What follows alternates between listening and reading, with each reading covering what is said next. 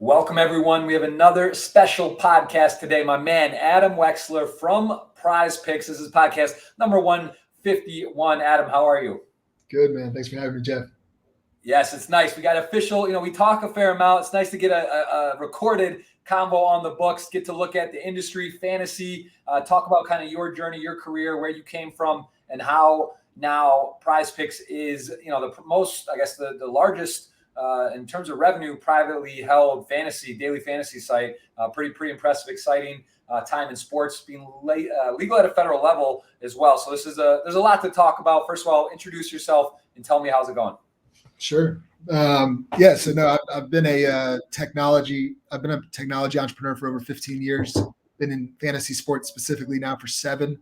PrizePicks is our third product. It's been around for 4 years now. And we're rocking and rolling. It's like you said, it's an exciting time to be in the industry. And when you went to, I believe, University of Georgia. Did you grow up in Georgia? Yep, born and raised. Number one team in the land. Are they number one right now? Number one. Oh man, look at this, great timing. I knew they're always top 4 or 5. They're in the mix. They've been dancing around. I was not aware. I guess Alabama lost, so that makes sense. I'm a Michigan Wolverine fan. They're doing well this year as well. I know Harbaugh's under a lot of scrutiny, but that's a great program. So very cool. What was that like growing up there? I mean, it must be. Did you go to games? Were you a diehard fan from the start? Yeah, what's crazy is my dad actually played a year of football at Georgia with same year as Fran Tarkenton of all people.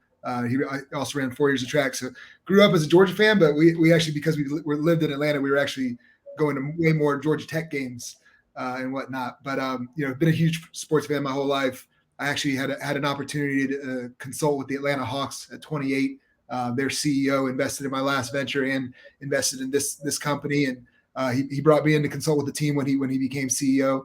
So that was a pretty cool experience to kind of see the industry from that perspective. And ironically enough, that was around the same time that I was planting seeds to get in from the fantasy sports side of things. Very cool. And when did you see that fantasy sports was the thing? Because I was myself, my friends, I was always into it, but not, I didn't do all the leagues where, I remember some of my friends, they'd get like the draft board and we would do that. And that was a lot of fun when I was like early 20s. And it's been going around for a long time, fantasy, just in different capacity. When did you see this and we're like, oh, this is what I want to do, and this is the next big thing? When did that kind of click for you? Yeah, I, as a consumer, I was playing in fantasy leagues probably since like 8th grade or something. So a couple decades, but as an entrepreneur, it's all about spotting problems. And the thing that would be a recurring problem that I would notice every single fall would be nobody wants to be the guy collecting the money from their friends. So ultimately, that's what kind of drove me into the industry. And I said, we can create some shortcuts through software to make that person's life a little easier. And we quickly realized that original product was a little too seasonal. But we basically had this digital treasurer concept, and we said, well, why can't we take this to side bets? Because there's plenty of side bets that happen in fantasy leagues. And so that was our second product. We launched Side Prize back in, I guess it was 2015. And, we won a number of industry awards right out of the gates. We got selected for the Dodgers Accelerator program. We went out to LA for 3 or 4 months, but that turned out to be the fall where fantasy was on top of the world because FanDuel and DraftKings raising hundreds of millions of dollars. And then while we were there, the industry kind of collapsed around us because all the AGs came in and said, this is all illegal gambling. So we had to come back to Atlanta and scale down at the time and hold on for dear life. But, I stuck with the industry, and next thing you know, it kind of rewarded me with the next concept. And talk about that, because in poker, there's Black Friday, right? There was this event where, what was it? It's tax day. So April 15, 2011, wake up, the DOJ, sites are down, Armageddon. Like, I'm living in the US, can't really play online anymore. It was just crazy, right? It looked like it was over, and a big moment where I was like, man, this sucks. So is this essentially what happened, where this happens? You're like, wow, like what I've been working on, what I believe in, what I'm future. Was it over for you for a moment? Like, or in the minute when you saw it and heard these news, was it like, I got to move on? Or were you like, no, we'll figure this out? Because there's a lot of uncertainty, I'm sure, right? There's like federal laws, state laws, this, that, and the other. What happened exactly in that moment, and how did you sort of hang on and pivot to keep it going? Yeah, I mean, just taking it back to Side Prize for a sec. So, while we were out in LA, we were riding a high coming out there because, just every investor kind of wanted to talk to us when we were coming out to LA. We had just gotten selected for this prestigious, sports tech program. And then while like a month into the program, that's when like the news starts coming out that's a bit negative. And then, fast forward to literally demo day, which they had at Chavez Ravine at Dodger Stadium, and I'm literally sitting in the dugout, about to go on stage and practice the pitch before we, a couple hours later we're going on live for 1,000 people. Somebody taps me on the shoulder and says, "Did you hear the news out of New York?" And I didn't know what they were talking about. And sure enough, Schneiderman, the AG out of New York, basically said this is all illegal gambling. And once New York goes, there's a domino effect from there. So literally all this prep from the program and leading into demo day, and I came off stage and literally nobody wanted to talk to us. And we couldn't raise money for Jack because everybody, was going to give up on the industry, which was very short-sighted and very frustrating, as you can imagine. And once again, like we had been prepping to, go raise 7 figures coming off the stage, and none of that was going to be able to happen with the turn of events that happened while we were out there. And so okay, so this doesn't go well. You're kind of like, wow, like, Southwest commercial, want to get away. Like, this is bad. What's happening? It's like a black eye. When did it sort of what sparked it to keep going, and where did you go to kind of get back on track? We on limited, we were able to kind of get like a small bridge in terms of financing the following year, and we kind of gave it another go at September, but we just didn't really have much juice. We didn't have much marketing dollars that we could spend. So 2016 was very much a rough year. But the more that I kind of stuck with it, the more I came to realize that I may want to bet you, but you may not want to bet me. And these are skill-based bets, because fantasy sports is deemed, a skill-based contest.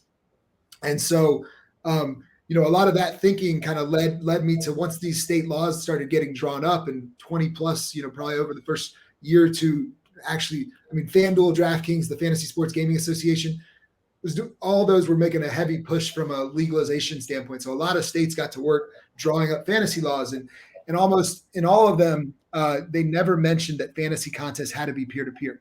So that kind of opened up the door, and I started asking some of the lawyers that I knew in and around the space, and I said, what about the notion of fantasy games against the house, or what the lawyers would call single-player fantasy these days? And sure enough, like, none of the laws said that was not permissible. So once I kind of came to that conclusion that this could be the next wave of DFS. Then it just became a matter of what's the ideal format, and having run a book in college, I knew that the best margins, the best business model lied within the notion of parlays, for what it's worth, and obviously knowing that a fantasy contest had to consist of players and not teams, you just kind of had to model it after player props and parlays, and specifically, the easiest way to make those kind of real money predictions would be off of totals and overs or unders. And so ultimately kind of took these concepts that have been, groomed in the sports betting world, and then kind of took the bare minimum definition of a fantasy contest and kind of built on top of that. And that was the origin of PrizePicks. Very cool. And let's take a look here. A lot of questions, and obviously, Helmuth, we'll chat on him. He's one who I think initially, no, he brought it to me, said, you got to check this out. We spoke. He's an investor. I invested, and a big believer in the space, the industry, and it's an exciting thing. We'll dive in over here though and take a look at this. So in this particular situation, it's kind of interesting because it's over unders, you're doing parlay betting, but you can actually go across multiple sports. So I'm from Ann Arbor. Brady fan, right? I want to bet over under on him, but I could actually then go to MLB, right? And I can click in this as well for other sports. So is this the only fantasy where you can do this, where you can go multi-sport and do over unders? Yeah, we're the only fantasy platform where you can combine sports.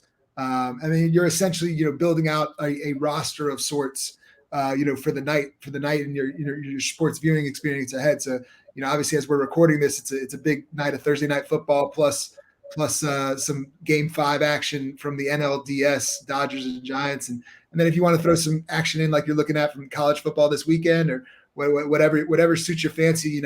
I think we talked about it before, but we're generating more money off of esports than we think any operator, fantasy or betting, in North America. So you can even throw some over unders on kills, from Counter-Strike. So mix it up. Anywhere from 2 to 5 selections can be a part of any entry. And if you click on some of those over unders, Jeff, you can basically then pop up the payouts and whatnot. All right. So now let's say I do a 5-team parlay, that's feeling your oats. That's hard to do, but we go for 5. And now what I have options here or is it only flex? On the 5 right now, we only offer the flex, but if you get rid of one of those, basically it can come back once it'll populate here in a second. Oh, you got to put some money down maybe.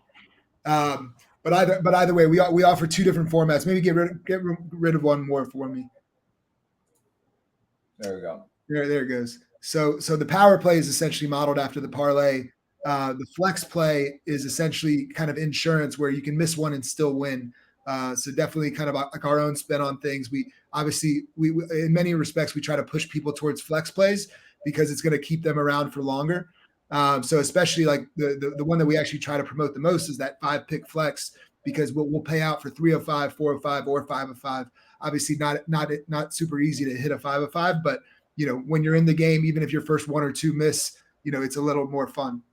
Yeah, I've never seen that, that parlay where it's almost like hedging in a way, and it's still fun, and you realize like that, okay, it's still nice because you have a better chance, of course. It's not going to be as juicy of a prize, but you're still in the game, and that probably does bail people out a lot. Like how many times do people miss one, and it's just like annoying. But it's, like you said, if you miss the first one of the game and it's out or something or of a matchup, it's sort of annoying to be done already. So yeah, that's pretty cool. Could you explain a bit about a big deal in college football and stuff, NIL, right? Name, image, likeness. Notice here that you don't have like pictures. It's more, generic, but how does that work with just like the NFL, for example, like using guys like, I wonder about this on other major players. There's DraftKings, FanDuel and stuff like there's no like, is it like with the teams or logos or you can use pictures? How does that work in terms of being we get for especially the professional sports, we get images from our data provider. So in this case, it's Sport Radar for us. With college, like you said, there's the NIL stuff, but more specifically, they're not currently allowing anybody from betting or fantasy to do partnerships. It's ironic. I was on the phone with somebody from the NCAA just yesterday. I think it's a very much an evolving space and it's an evolving time. But at the end of the day, we don't think our helmets look all that bad that were put together by our designer. Same thing, with college basketball, we have jerseys, so it's not the end of the world, and it is what it is. But one thing that is related here though is we definitely like to think of our app as like being very visual, and kind of like traditional sports books, for example, are very archaic text-based kind of platforms, whereas ours is a very kind of visual game. It looks and feels a lot more like like a mobile game than it does like a traditional sportsbook atmosphere. Okay, and yeah, people can follow along on Twitter, on Instagram. We'll put that up here. You guys can just search PrizePicks, and also in the App Store. I mean, some pretty great reviews. 4.8 out of 5. That's up there, and it looks really clean. I mean, this is, again, we're on web right now on this podcast, but you can go on there, search it, download the app. And then can you explain what states people are able to play in? Like where can people, is it all states, some states, and the other parts of the world, where can you play? We're available to more than 2/3 of the country. That's over 30 different states, including some of the biggest ones. Our home state where we're based is Georgia, Florida, Texas, California, North Carolina. I mean, some very big markets, even New York. So we cover a lot of ground, and we're only going to expand from there. But we have a much larger footprint than legal mobile betting right now, and it's going to remain that way in many of the biggest states, like a Texas, like a California, for quite a while. So we do overlap with legal mobile betting in a handful of states, and in those states, it's interesting to monitor the data that's coming in. But definitely, we like to brand ourselves as kind of the closest legal alternative for people like living in California, Texas, etc. Very cool. What has been the biggest challenge? Because I mean, looking here, it's very clean. The website, the app I've used, and I've done some of this. We've done some giveaways on my Twitch as well for tickets and such. But was this a very getting the actual development of this? How complicated was that? And learning, growing pains, was that one of the more complicated parts, or is it like the legality? And talk me through a little bit of the business and the growth and challenges. Yeah, from a product standpoint, I've been, like I said earlier, I've been a technology entrepreneur for over 15 years. Even though I was a real estate major coming out of college, I specifically made it a point to kind of get into the tech, world. And I'm fortunate that, I literally one of my co-founders for my original venture back in 2007, he's still with me to this day. He's been a part of all three of my chapters, you could say. We are probably as polar opposite as you could imagine. I'm obviously the extroverted, kind of visionary of sorts that just, we're inventing new categories like that. That's kind of always been my MO. I've not been one to necessarily mimic other things that are out there. I like to kind of build something that's pretty fresh and hasn't really been explored before. And then he's just this amazing engineer. He's our lead engineer at PrizePicks. My co-founder specifically on the technical side for this one was actually an early engineer below him at my last venture. And Jay is his name. Jay is, he's a hustler just like me, but his specialty, his expertise is definitely more on the technical side. And, I think we just kind of complement each other in many respects. And, he's been a great co-founder to work with. And, it's definitely been an interesting ride, over the last 4 years. We were methodically scaling the business pre-pandemic, but then, sports turned off and we had to get creative about how to navigate that because we were also building the business simply off of game profits, some debt financing and minimal outside capitalization. And so we were not fully prepared for a black swan event like we ran into, last spring. And, very fortunately, when we got back on our feet, we quickly turned to esports where we had already had some experience. And that came in handy in a big way. And then, you mentioned Helmuth and others. We got some great investors into the deal last spring. And then I think you were right after that, Jeff. And, we've just been adding interesting names from the industry, from the celebrity world, along the way, just to kind of, round out our cap table. Very cool. And could you explain a bit of esports? Because I know betting and, there's different things going on right now, and it's a bit complicated. But so I see Valorant and CSGO, two of the more popular games. What is this exactly? This is like a televised, or a tournament, and people are in a match? Like, what are they betting on exactly? Or I'm sorry, it's fantasy because it's fantasy world. And you're placing an entry to win a prize. That's how it works in the fantasy world. Okay. Yeah. So, we have 6 different titles that we currently offer within the esports world. So you mentioned 2 of them, League of Legends. We just recently introduced Dota, Rocket League, and then Call of Duty. That's currently our set. In the past, we've coming out of the pandemic, we actually did a good bit of iRacing. We did some NBA 2K. So we've definitely got a pretty wide array of kind of experience across the esports spectrum. But I'll tell you this right here, CSGO is head and shoulders above the rest of the pack in terms of generating revenue for our business. And what's great is I like to describe it as kind of like modern day horse racing because it literally keeps the action seekers busy throughout the day, throughout the week, year, month, whatever. Literally there's action to have down on stuff like CSGO almost all year long. There's all kinds of leagues going on all around the world. And so it's basically 24/7. And, for obviously the domestic sports, those are much more so, 7 o'clock, 10 o'clock main events. But for esports, it's something that you can stay busy with during the day. Yeah. I know DraftKings is a competitor. I use that. So actually, my boy Phelps would just call me right now because we're doing we do the daily for golf. Like right now, I don't know if you can see that, but I'm winning we split it. We're in first in the 555 person. The golf's actually going on in Vegas right now. The PGA at Summit, which is shout out to Mike Meldman, the boys there. I'm going to go check that out today. I'm really excited to go watch a bit. And, I do love it. I love daily. It's fun. And I think ultimately it's just like poker where you got to be responsible. I think that's one of the big things. It's just like people, I think gamble, poker gambling, there's daily fantasy. It's all about being responsible. And I think that's cool because again, here you put $20 down and do over unders and even a multi-sports. It's pretty amazing that you could bet Thursday Night Football over under, and then also bet on the golf, like the PGA. And this guy said everyone's gone off in this tournament for this week or whatever, except this guy. But so I can just put a sweat on here. I go over and watch, and then Thursday Night Football I have a sweat and do like a 3-person parlay. Maybe the golfer doesn't hit or one of the things doesn't work out. And I still could win or break even, but it just makes it that much more fun. I think you're just gonna always have people.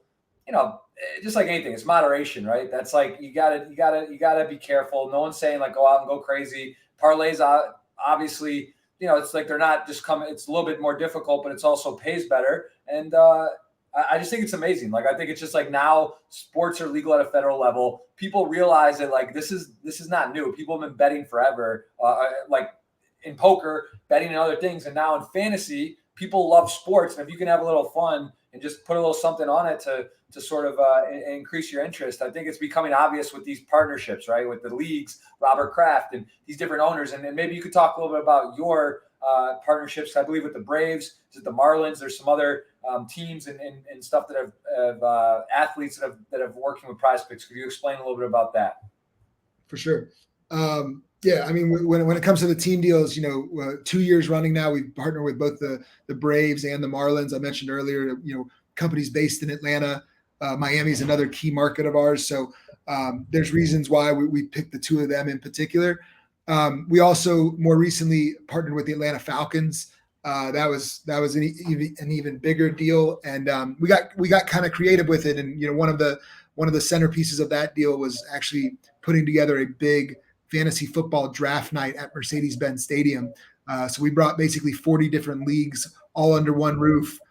Great Wi-Fi, free food, free drinks. We had some Falcons alumni take part. Some of the cheerleaders were there welcoming you into the room. It was a cool experience, and I think we're going to try to run it back with some of these other team deals that we do for fantasy baseball and maybe next year for fantasy football as well.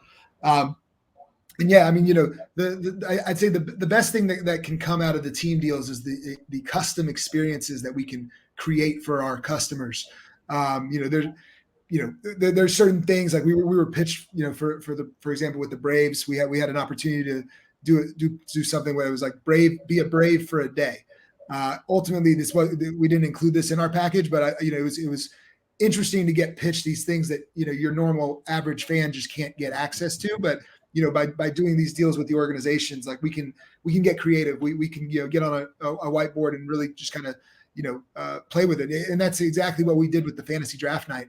I think both sides really liked it. They got a chance to offer something up to their season ticket holders that they otherwise wouldn't have done because we were essentially footing the bill.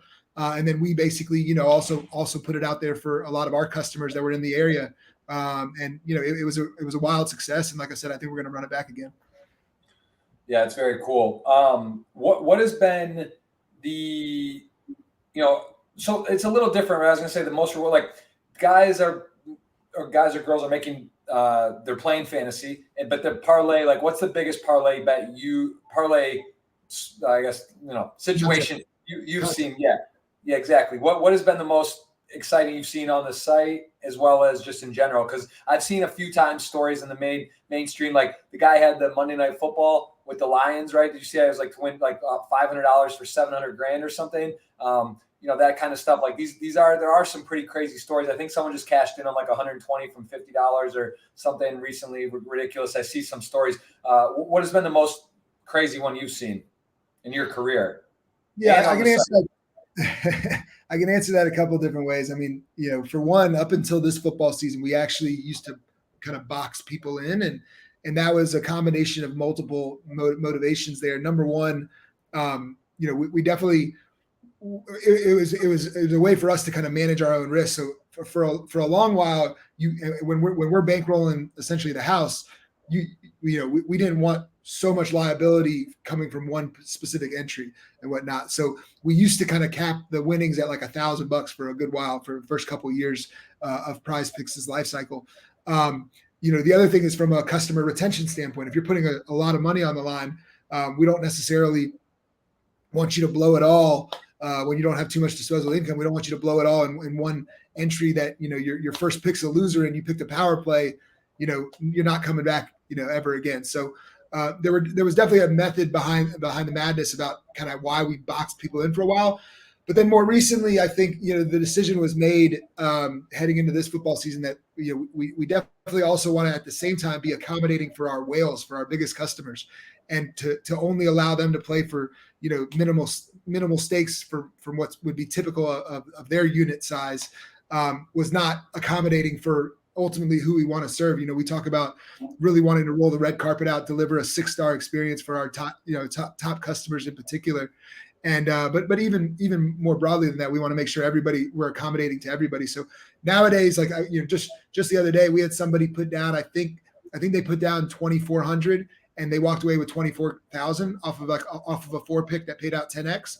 So great for them. We wish everybody good luck going in, and then we'll celebrate the winners. And at the end of the day, on an aggregate level, in the position that we're in, we're going to be just fine. But we definitely wish on an individual level everybody good luck with their picks. For sure. What about like a friend or someone? Like what's the craziest parlay you've seen come through, or that you know of, like either like a buddy or you or anyone? Nothing's top of mind for me right now, but there's definitely been some close calls though. I know that much. Right. Cool. And what is the plan to grow, expand from here? Because again, it's moving fast. I've seen even just in the last year or so since I've gotten on, and then it does seem nicer, cleaner, easier. This new stuff, it just seems really easy to use. What are ways to you think you can even improve from the product and the experience? What are some things and partnerships that I know you've been looking at to expand? Like, where's sort of the vision moving forward? Yeah, I'll start by referencing like a casino example. We've gone out to Vegas a couple times. We were just out there for the G2E conference, biggest gambling show of the domestic trade show of the year. And when you look at stuff like take the roulette table, and you look at some of these boards that they're creating, and they show you where the last couple spins were or whatever. They're trying to prompt certain actions or whatever. So I think the casino world in many respects has figured out over the years exactly how to drive the behaviors that they're looking for. And so in many respects, we can kind of emulate what's already been learned over the last century. So for example, one of the things that we're rolling out, I think it's in the coming week for NFL, is the ability to see the last 5 games and kind of how they performed relative to the line. Was it over? Was it under? Are they, how are they doing kind of, in the betting world? Obviously, this is kind of akin as well to like what's the record against the spread, stuff like that from a team basis. So we're infusing those kind of things. Also, we're on the verge of rolling out real-time live scoring. Right now, it's off of a 30-second delay, but that's going to be our mission as a business is to literally be the most exciting companion to your daily sports viewing experience, and having real-time live scoring is going to be go a major way for delivering on that premise. So you also just showed our new UI UX. I mean, it's definitely a major upgrade from where it was just a month ago. So we're pretty excited about that. And then we've always got something up our sleeve. One of the things that I'm more excited about is for the last couple seasons we have been piloting a concept of a fantasy league concept within PrizePicks using our own application. And we break people up into teams. Everybody gets a budget to spend on a weekly basis, and then we create our own kind of format. And so we in the future, what I would love to do is whether it be heading into next football season, or I'm not sure exactly when it'll make it on the roadmap, but a very customizable kind of fantasy league concept. Because I do think that in this day and age with people's attention spans, and I've talked to Yahoo leaders about this as well. There's the week 5 syndrome. If your team comes out of the gate starting 1-3 or 0-4, you're not exactly tuned in come week 5, week 6. So being able to work with the commissioners to create weekly leagues, monthly leagues. It doesn't just all have to be season long. I think there's a lot of there's a whole spectrum that we can play within. Very cool. And also want to ask you about our man Jason, who I know you've spoken with at Otia, and Josh Luber, these guys that were really into sports cards. What is the correlation do you see with sports cards, memorabilia, and fantasy? And is there some kind of way to, of course, the site isn't loading up, but this type of stuff, right? Like this is kind of, people love to bet on. It just feels like a great crossover, right? Because it's like individual cards, individual fantasy. Do you see some sort of correlation here? And do you find yourself being into sports cards? You collected some as a kid, I think you said, or I think we all did. Yeah, I mean, back in the day, I had a subscription to Beckett, so I was definitely collecting, baseball cards, whatnot. I think I definitely got wrapped up in the wave this past February with NBA Top Shot in particular. So that was kind of my exposure to NFTs.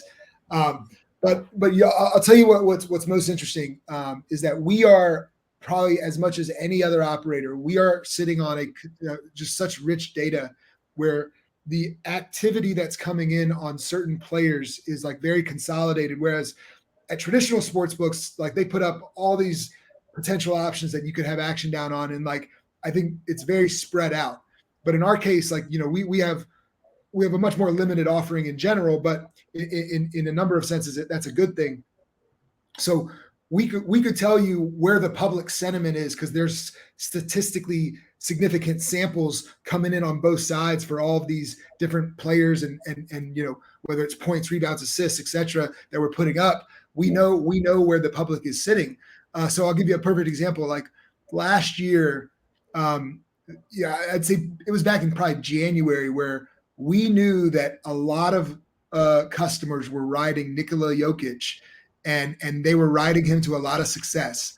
And before he ever got on the radar of ESPN and the media as an MVP frontrunner, we had the data that would have suggested he is outperforming his expectations and like this is his year.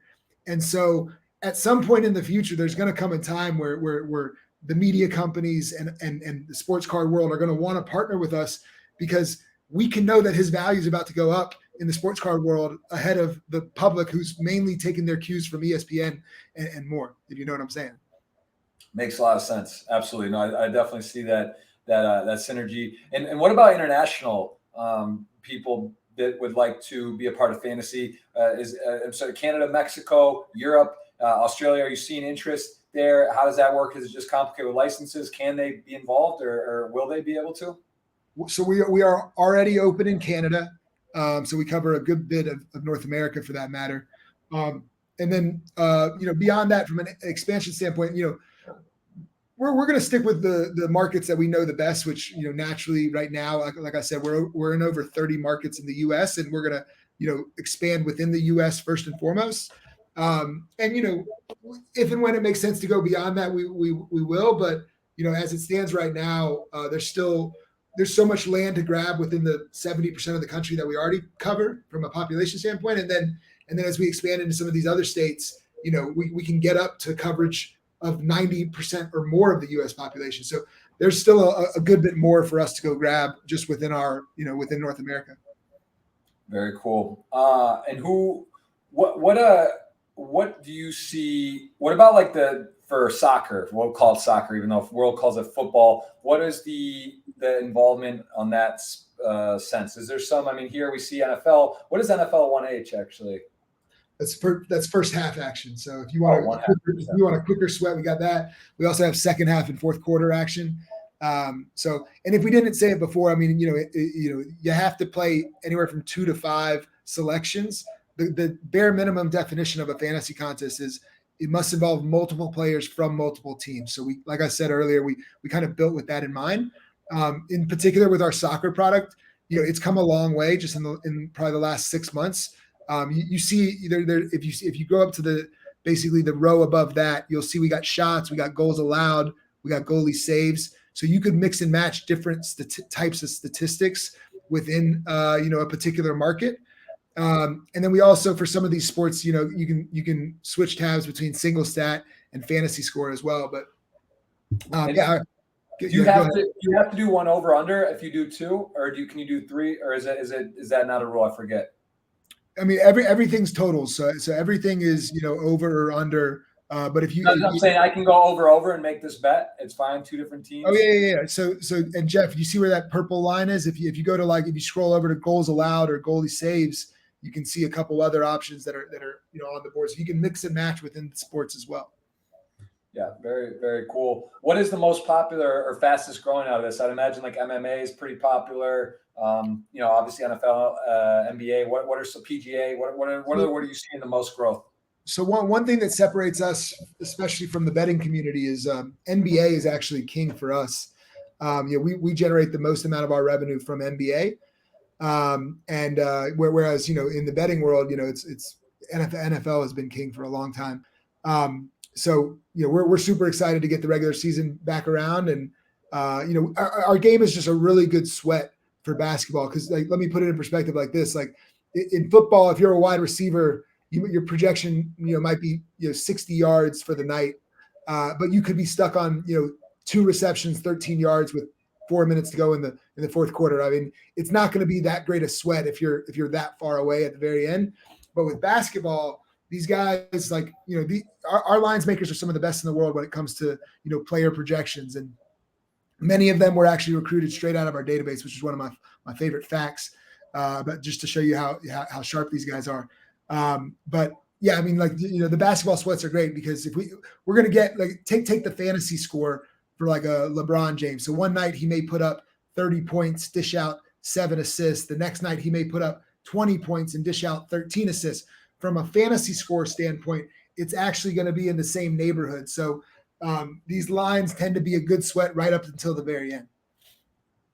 Very cool. And I actually just noticing, I don't see Kyrie Irving. It looks like the Nets are playing. And I followed a bit, but like, is he not getting? He's not getting vax, and he won't play home games. Is that what's happening? Yeah, I mean, I'm trying to keep up, but it's just like it's at some point it just doesn't make too much sense. There is an interesting. If you pull this board back up, we also currently, before the regular season starts, have this NBA what we call fantasy futures board. If you go up to the tabs, so let's see, it's the last one on the right. So this is basically the last one on the right. There you go. Your NBA FUT, if you see that next to WNBA.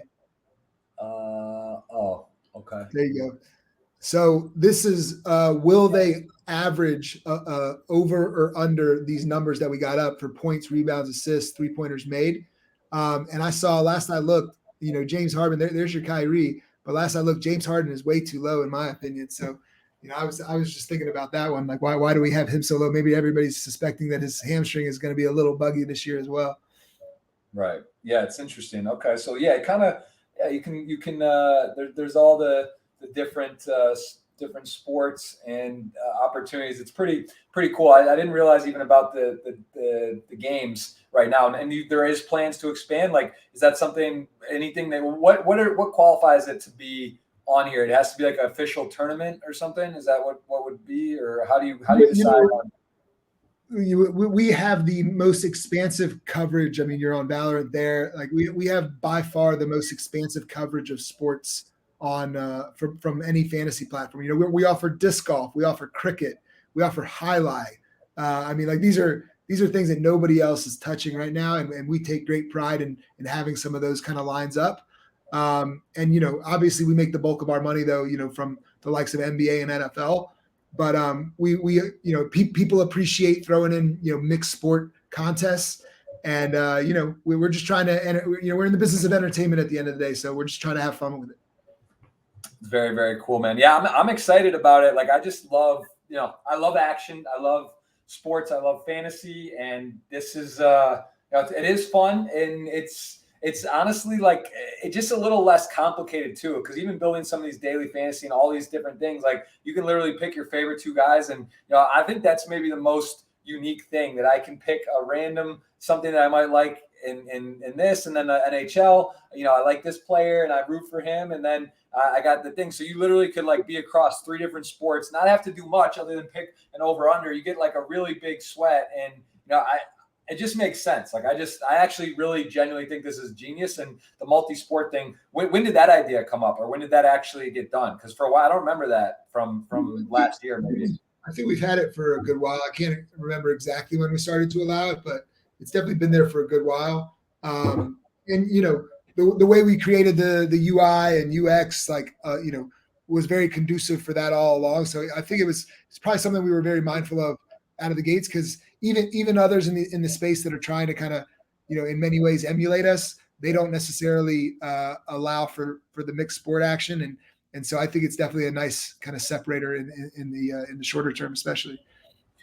Very cool. And what would you say is the area you want to expand the most? Because, I mean, talk to me a little bit about, like, the team and how much it's grown and added. And even, I don't know if you can share a story, right? One of the people that was on the site and was firing, I believe you might have, you offered something to come and work. And is it something that someone, is there applications available? Are you guys looking to expand in any areas?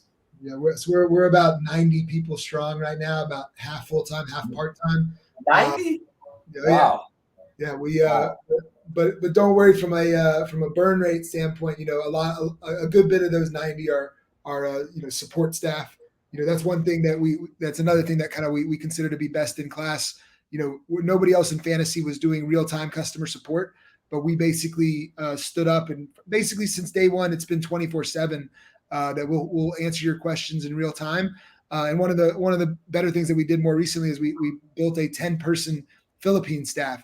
So they'll basically help us with coverage, over the night. Obviously California is one of our bigger markets, and we're an East Coast business. So the Philippine staff definitely comes in handy, especially for, a market like that. But yeah, I mean, like I said earlier, like we've built in particular a world-class team of player prop lines makers, essentially. And many of these guys were started as some of our sharper customers. And, we're a very data-driven analytical organization. And so we know how to spot them, and we know how to, see exactly what kind of play behavior they have. And is it sharp, or is it square? And, what's great is, many of those guys are now, not only did they might have started in lines making, and some of them have since expanded into other areas of the business, such as marketing, because they just know our customers so well. They know how these guys and girls think. And, it's great to have people that were, early adopter of new DFS platforms. And, at a certain point, I can set the vision, but I've got to step aside and let, these early adopters kind of come in and kind of help lead the roadmap in many respects from here. For sure. And is the end goal? What is the, give me a 1 year, 2 year, 5 year. Is this something it seems like everyone's being acquired in gaming. I see it all the time. These mergers, SPACs, acquisitions, data, people are coming in. It seems like PrizePicks is very well positioned for some of the reasons you already alluded to and mentioned, but is that, like, in your mind, what's a success story? I mean, are people knocking on the door already? Is it something that you would ultimately, you don't want to let go of any control? Or, I mean, there's always a number, right? If someone comes and says, hey, I want to buy it today, but what is the Adam Wexler prediction plan? 2 year, 5 year, 10 year, never? Are you selling? Are you holding? What's going on? This is an investor talk, and we can click off and talk after, or share what you can share. Yeah, no, I mean, it's a white hot space. I mean, I think everybody knows that. Our mentality all along was maintain uber optionality. And so we're going to sit down over the next couple of weeks and start planning out what 2022 and beyond is going to look like, and what areas we're going to invest in. And I think, one thing that we're actively exploring is the notion of kind of like a similar playbook to what Unibet and ultimately they became Kindred Group kind of laid out, which was a multi-brand kind of strategy. They bought their way there. We think we can pretty easily build our way there. So we're floating the ideas of potentially for example, an esports specific version of PrizePicks. We like to think of PrizePicks as kind of like our Aria brand. It's a premium brand. We've always had minimums. We've always had that real-time customer support, 6-star experience.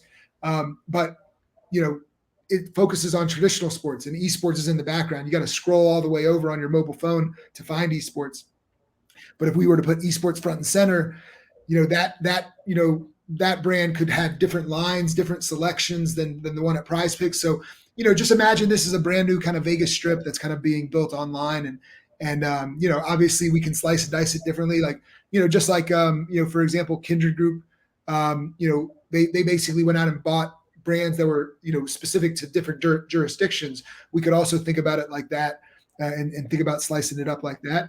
From an M&A standpoint, yes, we've definitely entertained some conversations, to date.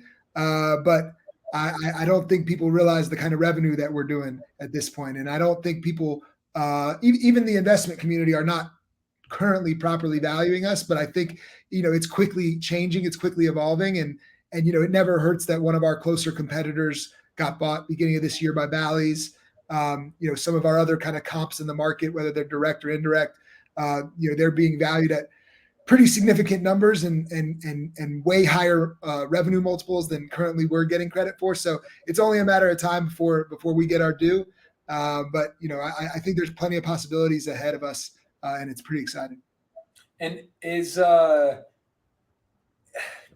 heard something about I guess it's the Premier League, that they're no longer letting gaming or gambling sites starting 2023 be on the jerseys. Have you heard that? In the UK and maybe more broadly Europe, they're definitely cracking down on some kind of forms of advertising. But it's a mature betting market. It's a mature, gambling market, and at the end of the day, the U.S. it's a gold rush right now. It's largely in its infancy. I mean, I was obviously here for the rise and fall of DFS 1.0, which you could largely say was the accelerant to the Supreme Court decision that happened in 2018. But I do. It does worry me a bit about how competitive it is in the betting sphere. It's not nearly as competitive where we are positioned, especially with the states that we are primarily focused on. But I would hope that the operators are not just it's one thing to be in friendly competition. It's another thing to be irresponsible with that competition and have to win at all costs. So I would hope that some of the leaders of those organizations are understanding their moral responsibility in many respects. And tell me a little bit about some of the states that haven't got legalized, even though it's legal at a federal level. So states now have a choice. I know, like historically, like Washington State, maybe Hawaii, a few others are just kind of like anti. There's probably some others I'm forgetting. They're like really anti. Is there ever a case where the whole U.S. will be on board, or is this literally like just as long as it's state? If it's federally legal, I guess I don't understand the states. Like the states still decide, or the federal law is not saying this is the law, it's saying you have the option. Is that basically where it's at? Yeah, exactly. So in 2018, the Supreme Court decided that every state could legalize legalize sports betting if they so pleased. And that case was centered around New Jersey. So New Jersey was one of the first to jump on the wagon, and then all of the kind of neighboring states in the Northeast started to entertain the possibilities. Like that was like the region that started to move the first. But take for example where we're based in Atlanta and Georgia. The South, the only state in the South that currently has legal mobile betting is Tennessee. Georgia, North Carolina, they'll probably legalize next year, but it'll take another X amount of time to actually implement and go live. So we're probably in Georgia not looking at a go live until NFL 2023. Then you got states Texas and California, where Texas only meets every other year from a legislation standpoint. California, there are so many conflicting interests, over 100 tribes. You've got the card rooms. There are so many conflicting interests that California may be one of the last states in the country to legalize, but I think everybody recognizes that is probably the grand prize of all. It's 39 million people. California by itself is bigger than Canada. It's Texas is bigger than Australia. Australia is the third largest online betting market in the world. You put those two states together, and those two by themselves are bigger than the biggest online betting market in the world, which is the UK.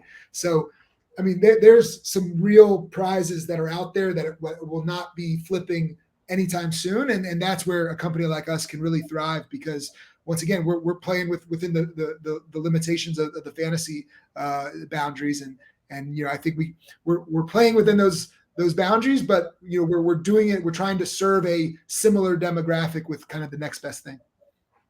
For sure. And what would you be doing if you weren't this? What industry would you be? Sports agent, this, that? Like, what do you like? We've met before, and if I had my guesses, that might be one. But what would you be doing? And if this was just not fantasy, like say that happened at Armageddon event, and just like everything closed and no daily fantasy and whatever, what would you think you'd be doing right now? Well, this would surely be a curveball, but I alluded to it before. Like I'm an entrepreneur that is not so much a replicative entrepreneur, but I like to kind of, pioneer, new categories from scratch. And that's been the common theme throughout my career to date.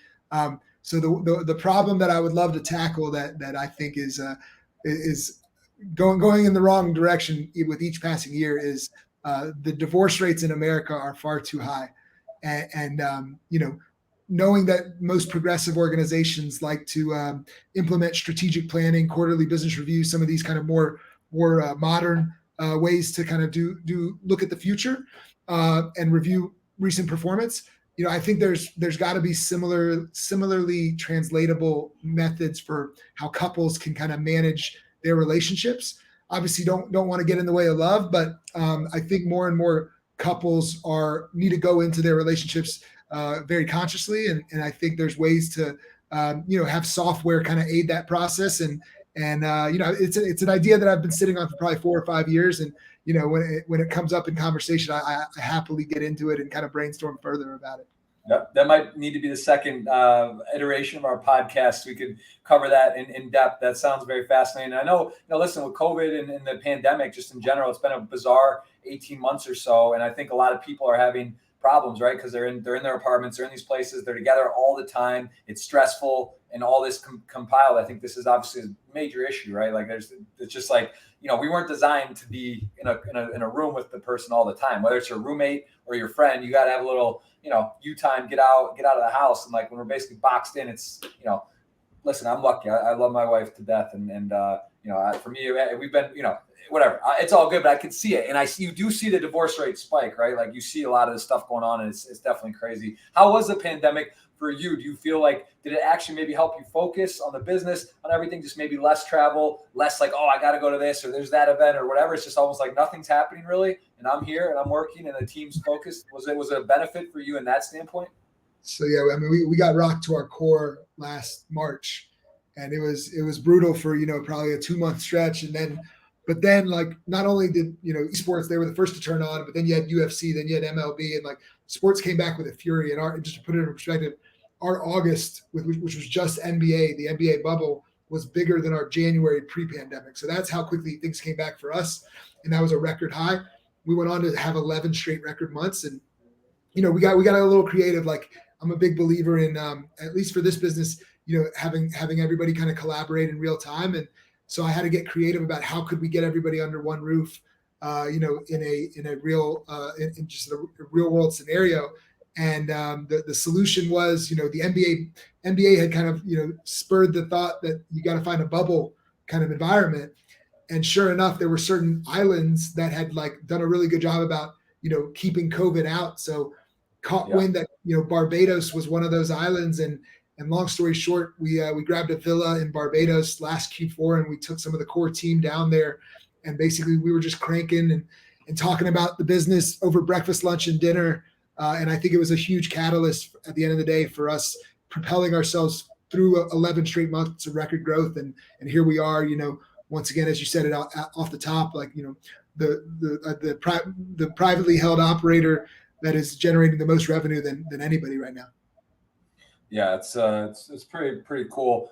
And what about your family, friends, and in general, like because in poker, it depends. My parents are very supportive. It's not your traditional kind of, I guess, line of work or business. What do they say about all this? And now obviously things are moving along and, big numbers and $100 million valuations plus and this and that. But what was like the initial one? It's like, hey, I'm going to do this daily fantasy. Was there support? Was there skepticism? What was going on with the family and friends close to you? Well, I think the origin of this kind of goes back to my hustle in college. And back then it was a little, more difficult for my parents to grasp. But ironically enough, that this whole experience kind of brought me full circle.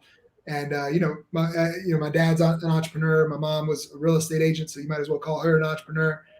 So, it's kind of in my DNA to go down that path. And I think, they've always been supportive and especially when, I've got this 40 under 40 via the Atlanta Business Chronicle event coming up in a couple of weeks. And, when my mom's there, I assume she'll appreciate what it took to get a recognition like that. Very, very cool. And what is kind of give me a where can people? We mentioned on the screen, we did show this that people can follow along. There's some info and content on Instagram. You got of course Twitter. What is the best way people can kind of learn and understand how this works on the website? Is there a YouTube tutorial video? Obviously Parlay. Daily, it's not too high complex, but is there some info people can follow along and see what's happening? Yeah, Twitter's probably our most active social media platform, but then again, we're also very quickly growing. I think we're one of the only operators that has our own Discord community. We also have, some people that aren't on Discord just yet. Like we have a pretty active Facebook group. Beyond that, people are welcome to find me online. I'm at the Word Painter across most social media. But yeah, our Twitter is definitely out there to be an entertaining source. Very cool. Awesome. Well, listen, Adam, I think we definitely covered a lot. I'm very bullish on the industry, on the business. Happy to be one of the investors partners of PrizePicks, and obviously we got Phil Hellmuth, White Magic. They call him, the guy just gets it done. And tell me, just like let's close on Phil. He's already got a bunch of World Series final tables this year, going for his 16th bracelet. And Phil's a very good friend of mine, and we're on a lot of different investments together. We're both very happy to be on this one. How did you get in touch with Phil? Where did you first meet or get introduced to him? It was actually through another Atlanta entrepreneur who I think had since moved out to LA, and I'm not exactly sure how he connected with Phil, but he was gracious enough to make that intro. And Phil, like Jack McClellan, another one of our investors. I mean, you guys heard that it was a game that was modeled after parlays, and I think that's all it took for you guys to figure out that there's a healthy business model in tow. Yes, it is. It's healthy and fun, and it's really cool. And I'm always is there actually? I was just thinking about this. What about for like how hard is it to add industries? What about for poker? Like, could you do the World WSOP? Could you like do Hellmuth or Jeff like last longers? Is that like a way you could facilitate that?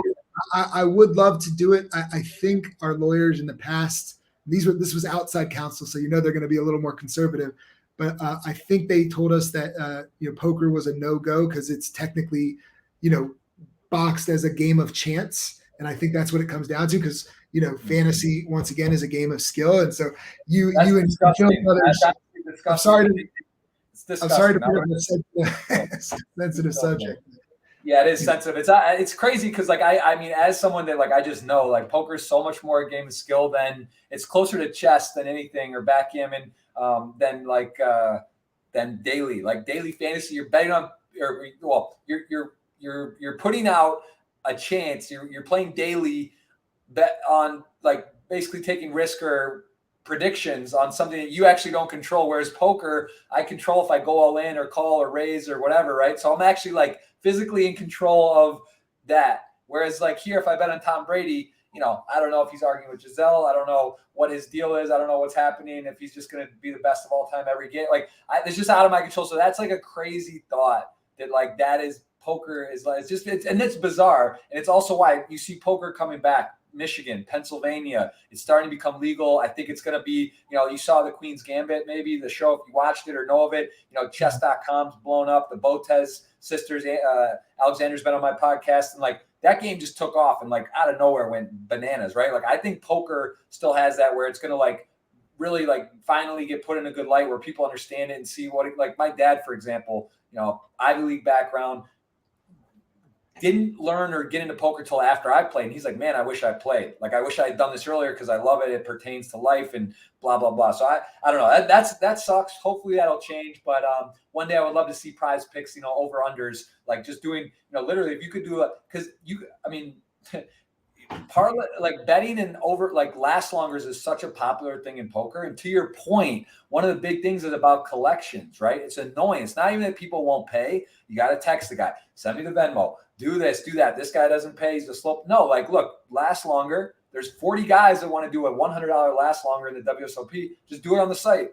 People are happily pay a fee to have it handled and just automate it. So yeah, that's too bad. Hopefully that could maybe, be looked at, because you could literally make a note of this. I think you could have, it could be one of the bigger sections. If you literally let people go in any tournament, there's tournaments all the time, not just the main event, not just WSOP. There's 500 tournaments in Vegas today, different buy-ins, different levels. If you could just click a button and do a last longer and not have to collect meat, do whatever, you should follow up on that. We should try to get that through. We have a new VP of legal and government affairs internally. So, it's something I'm happy to bring up to him and see if there's any wiggle room there. But yeah, I mean, to your larger point, I mean, it's just misclassified right now, and hopefully we can amend that before we know it.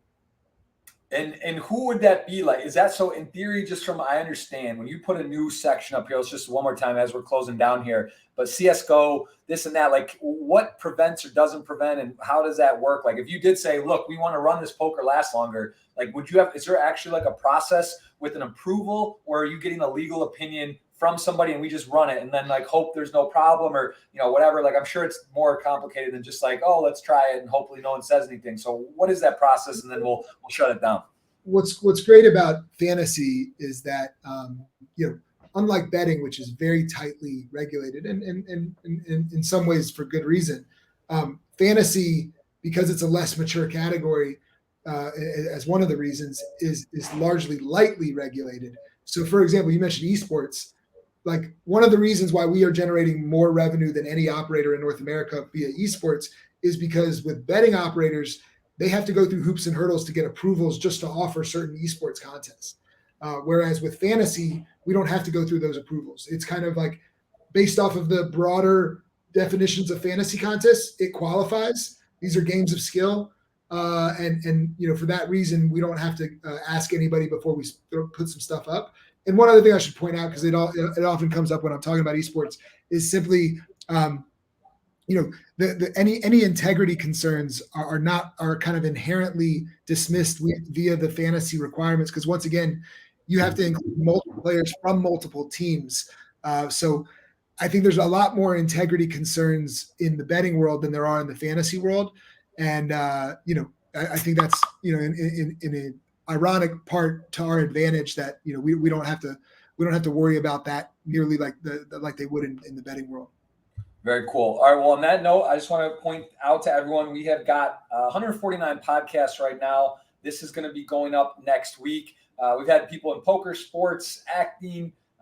We've done a lot of stuff, and this will be going out on YouTube. You guys can, or I guess you will be watching it here, but it's going to be on all the audio outlets. You can, Spotify, iTunes, you name it. It's on there, and we really do appreciate it. We're going to give a giveaway, a $109 ticket on Party Poker. For those of you who can tell me on the video, you go to my Twitter, you take a look at that tweet, and you will be able to tell me your favorite part from this video, and then you'll be eligible to win that ticket. So again, Adam, I appreciate the time, man. This was very cool. Maybe we'll do a giveaway for PrizePicks. We might throw a bonus in. I don't know. What do you think? Can we do something? This is on the fly. I didn't check with you, so I feel like I'm boxing in a corner. If you say no, I'll do something. No, we'll do something, but we might have to announce it over social media. And I don't know if I can supersede some of the marketing team at this point. They don't want me going rogue. Don't go rogue. So we'll figure something out. There might be on the fly. Check back in. We'll put it in the tweet if we do something. And I appreciate the time. Always fun, always informative, and glad we got to get this in. I know we've been talking about it for a while, but cheers, man. Really enjoyed it. Learned a lot. Thank you so much. Appreciate you having me. All right, guys, that was Adam Wexler. You can follow him. As he mentioned, we'll put his up on the screen and the show more below. But, of course, PrizePicks across the board, Instagram, Twitter. Stay up on it. Beautiful site. A lot of fun, very easy to use. And make sure you can play in the region you're in if you're able to. Highly recommend it. Always, of course, gamble responsibly. It's daily fantasy, but you know what I mean. Play responsibly, wager responsibly. Do the right thing, have fun, and don't stress yourself out. We'll be back for more podcasts, more content, and I am playing the WSOP live. 2 cashes so far. Taking a few days off, be back, and we'll be getting the daily vlogs out in the YouTube channel. So thank you guys again. We'll see Adam and everyone very soon. Thank you.